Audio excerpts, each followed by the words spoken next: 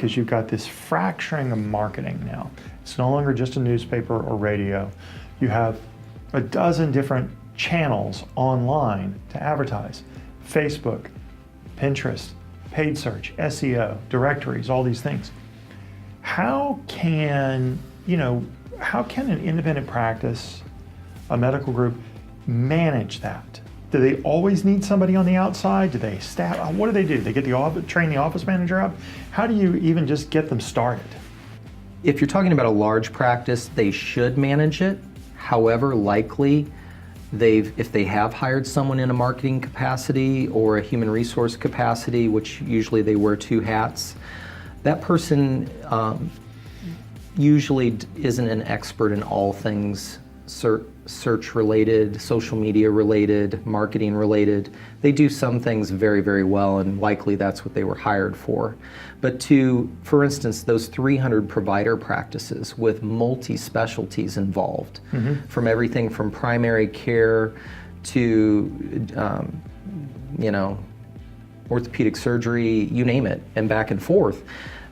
How does one marketing or human resource director or even a team handle all those subspecialties? So when you join the big group, what tends to get lost, whether it be in any system really, that's beyond probably 2 or 3 providers, you lose your identity.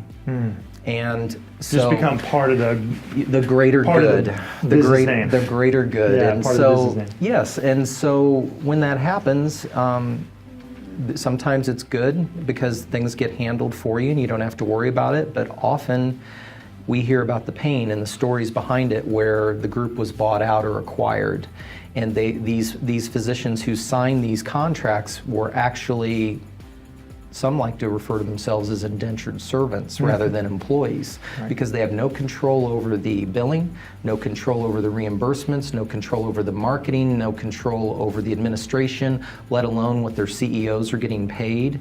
They're receiving haircuts on their group expenses it just never stops.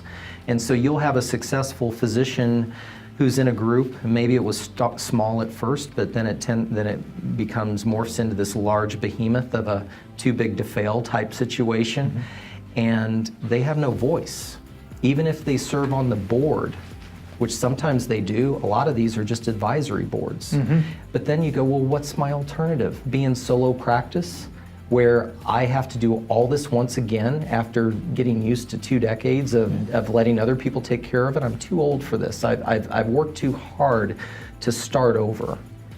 And you need to protect your personal brand. That's all I can say, because if you haven't, starting over is extremely painful. Gotcha.